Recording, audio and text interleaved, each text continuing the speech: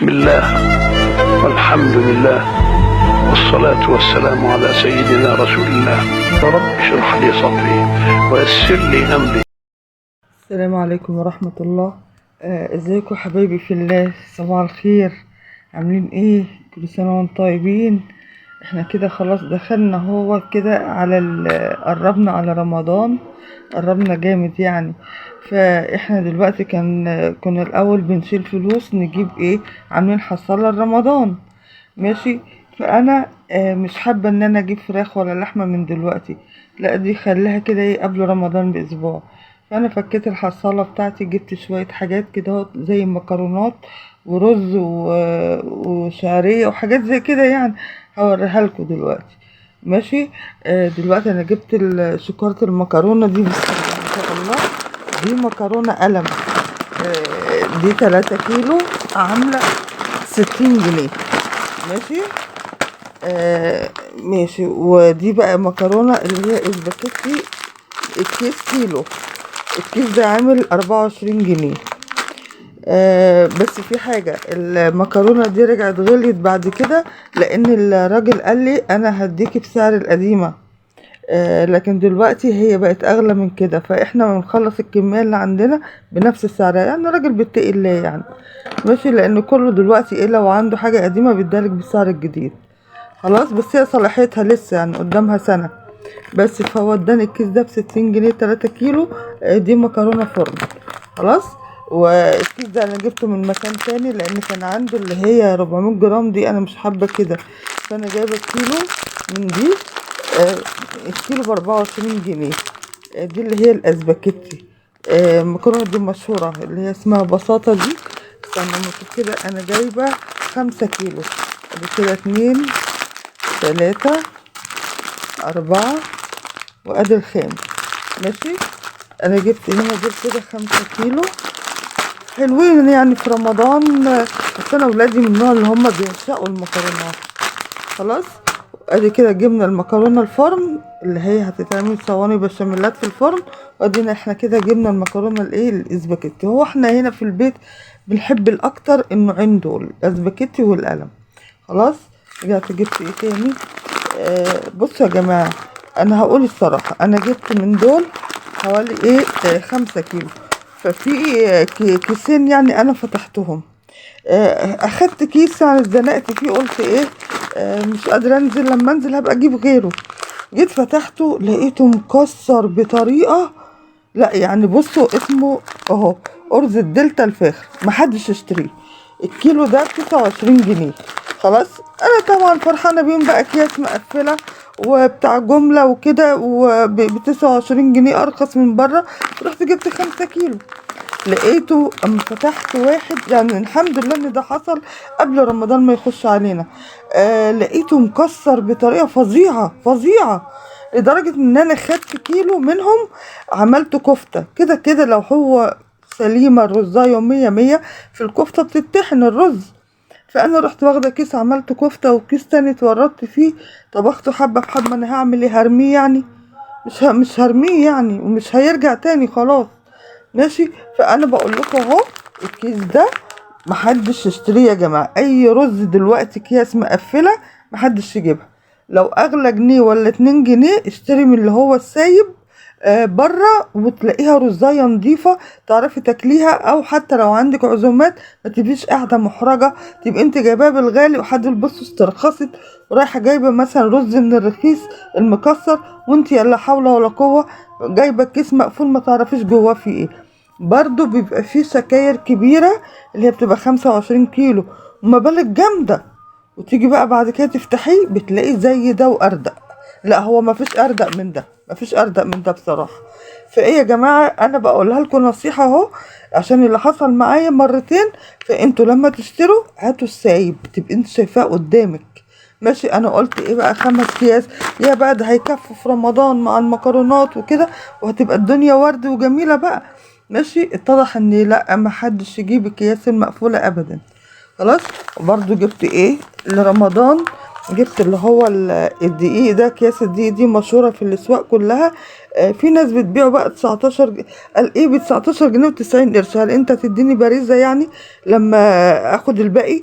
هي ب20 على طول، يعني باخد منك ال20 بس ما اعرفش ليه كانت ب19.90 بس. وجبت بقى دي، انا كنت بجيبها الاول حلوه دي، مرقه ماجي، كنت بجيبها كده لونها اصفر قوي، ما اعرفش بقى ايه. جيت في مره جيت اشتريها تاني السايبه دي، لقيت لونها اتغير. الاول كانت صفرة جامد حلوه كده، لقيت كل البقالين بعد كده عندهم هي دي ونفس اللون، فانا قلت اجربها ماشي.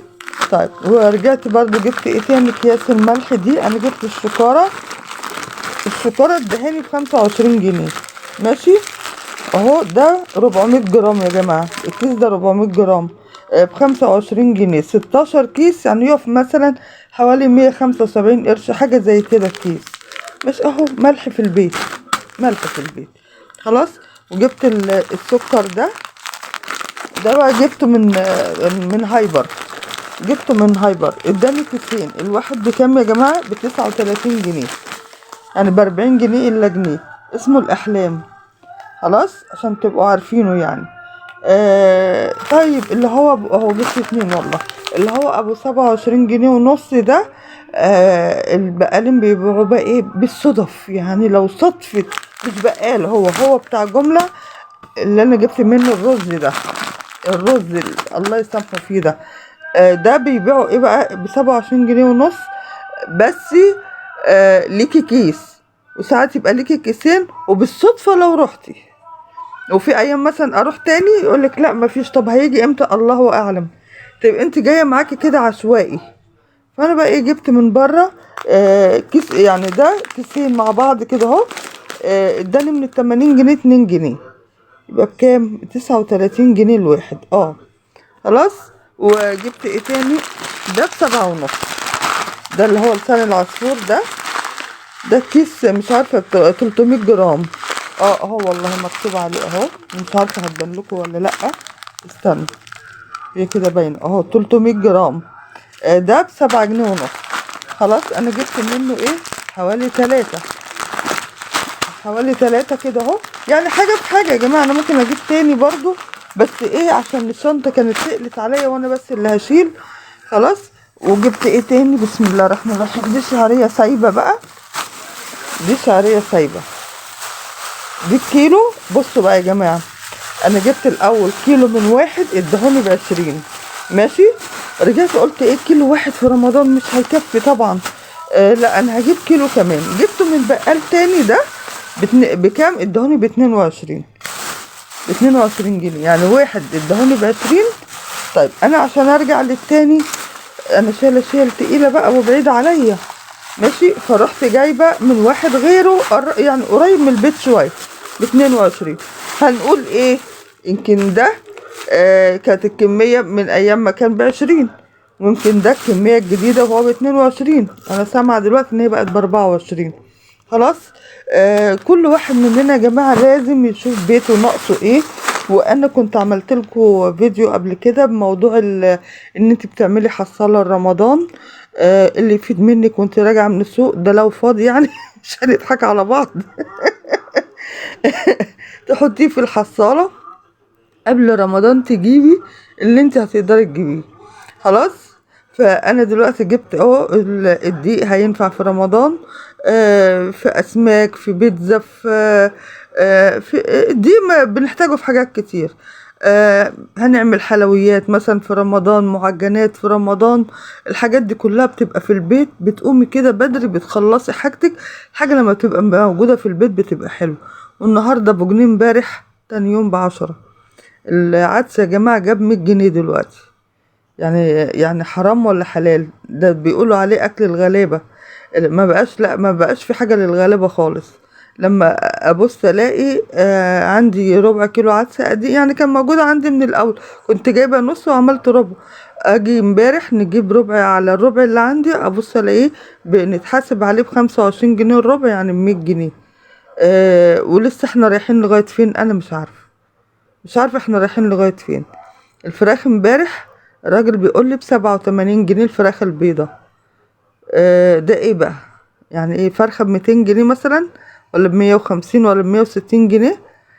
في اللي يقدر 1 و10 ما يقدروش. دي بلدنا احنا عارفين ظروفها. هتلاقيها من العيش ولا من الخضار ولا من الفاكهة ولا من اللحوم، ولا من مثلا الناس اللي عندها ولاد في مدرسة ومدرسين وإيجار ونت وكهرباء وغاز ايه ده ومية. مين يقدر على ده كله مع الأسعار اللي موجودة دلوقتي؟ ربنا يرحمنا برحمته، وربنا يتولانا، وربنا مش هينسانا، لأن ربنا خلق عبده وما بينساهوش. يلا ربنا معانا كلنا يا رب. فادي الحاجات اللي انا يا جماعه اشتريتها، حاجه رمضان. كل سنه وانتم طيبين. فانا هرجع اعمل حصلت تاني علشان ايه اجيب الفراخ واللحمه بتاعتي. بس انا هجيبها امتى بقى؟ قبل رمضان ب3-4 ايام كده، عشان ايه ما تبقاش التلج واكلها او في الفريزر يعني. خلاص يلا اتشطروا بقى كده اهوت. حتى معاها 8 كيلو مكرونه تجيبها وتشيلها دلوقتي. الدنيا يا جماعة كل يوم في الزايد، كل يوم في الزايد. يعني النهاردة كيلو الرز ده ب29 جنيه. أنا فاكرة أمي كانت متجوزة أوضة النوم بتاعتها ب29 جنيه. شوف الزمن. شوف الزمن والله. كان دايما تقول لنا، بتقول لي بص الأوضة الجميلة دي يا ولاد 29 جنيه زمانها بقى. شوفوا النهاردة 29 جنيه بيجيبوا ايه؟ بيجيبوا كيلو رز.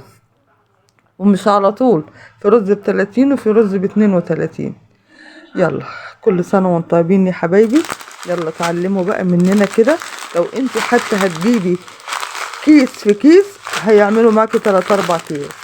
خلاص دي فلوس يا جماعة انا حوشتها. كنت كل يومين 3 كده احط حاجة، كل يومين 3 كده احط حاجة، لغاية ما ربنا كرمني وجبت الحاجات دي كلها. لسه طبعا في الزيت وفي السمنة. السمنة دلوقتي اللي هي اسمها انا دايما روابي والاسامي اللي موجوده دي والله مش عارفه. انا حاليا والله يا جماعه بنسى الاسامي. اسمها ايه؟